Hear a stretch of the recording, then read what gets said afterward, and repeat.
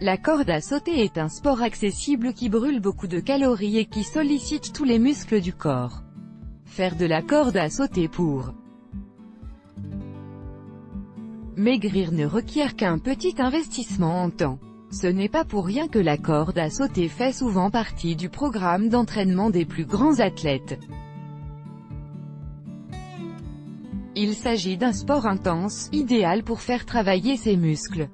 Oubliez la salle de gym, lancez-vous à pieds joints dans un bon programme d'entraînement à la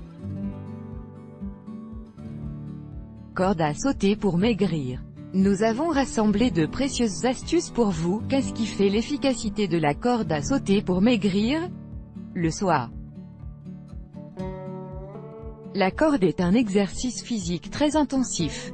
Réaliser des petits sauts de façon continue demande un effort physique important. L'avantage de ce sport par rapport à de nombreux autres, c'est qu'il sollicite tous les muscles. La course, par exemple, sollicite principalement les muscles des jambes. Le saut à la corde est une activité facile à accommoder dans son emploi du temps quotidien. Il ne faudrait toutefois pas penser qu'il suffit de faire quelques minutes de corde à sauter quelques fois par jour pour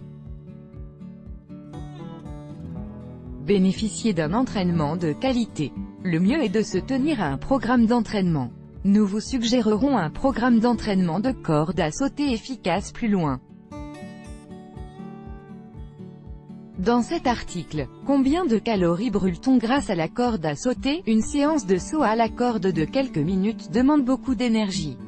Il ne faut donc pas s'étonner que l'on brûle de nombreuses calories en sautant à la corde. Le tableau ci-contre montre des résultats différents. Le nombre de calories brûlées par demi-heure dépend principalement du poids corporel. Sauter à la corde demande plus d'efforts de la part d'une personne de 80 kg que d'une personne de 60 kg. Une personne de 60 kg dépensera environ 250 kcal par demi-heure de saut à la corde. La plupart des autres sports ne vous permettront pas d'atteindre une dépense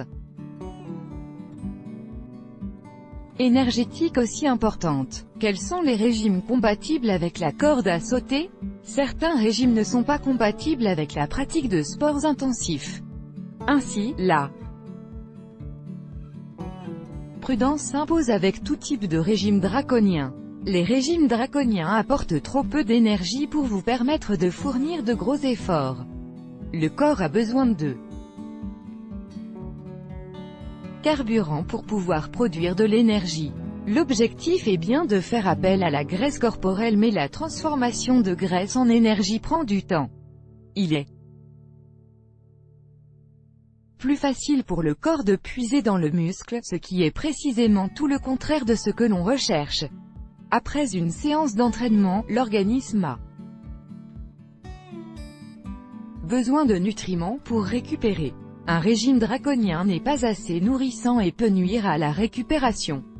Le résultat, vous risquez de souffrir de douleurs musculaires. Des jours, vous voulez combiner régime draconien et sport malgré tout? Dans tous les cas, faites une croix sur les activités physiques intensives. La plupart des autres régimes peuvent très bien être combinés avec des exercices intensifs. Le saut à la corde est l'un des sports les plus efficaces en parallèle à un régime. Pourquoi la corde à sauter est-il le sport idéal pour perdre du poids? Tout le monde n'a pas envie d'aller s'entraîner au gymnase plusieurs fois par semaine. De nombreuses personnes ont du mal à franchir le pas, notamment par honte. Cela vaut également pour la natation et la course à pied. Se mettre à la corde à sauter pour maigrir permet de pratiquer chez soi, à son propre rythme. Autre atout, l'intensité de la corde à sauter. Le saut à la corde sollicite la masse musculaire et permet donc de perdre du poids plus facilement. En effet, perdre du poids implique le risque de perdre en masse musculaire par là Même occasion. La pratique d'un sport qui demande un effort musculaire important permet d'éviter la fonte des muscles. Les avantages de la corde à sauter en tant que sport. Voici un récapitulatif des avantages de la corde à sauter pour maigrir. Avantage numéro 1, intensif. C'est un sport intense qui demande également un effort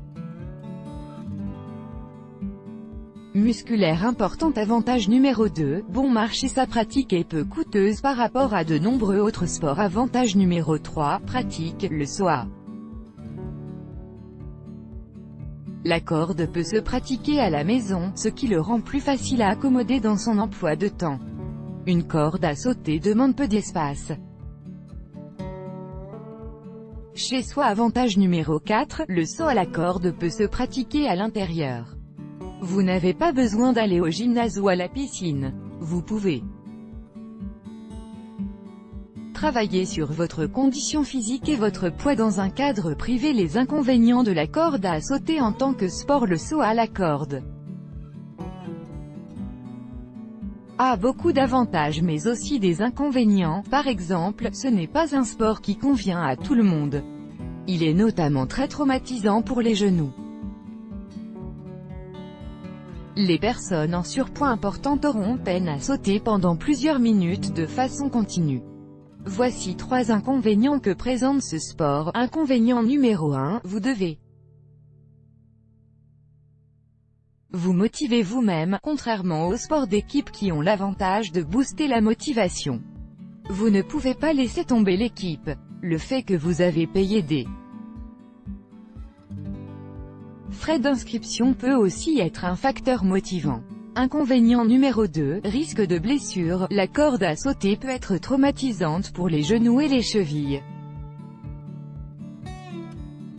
Si c'est votre cas, vous devrez passer à un autre sport. Inconvénient numéro 3, peut-être trop intensif. Le but de faire du sport en parallèle à un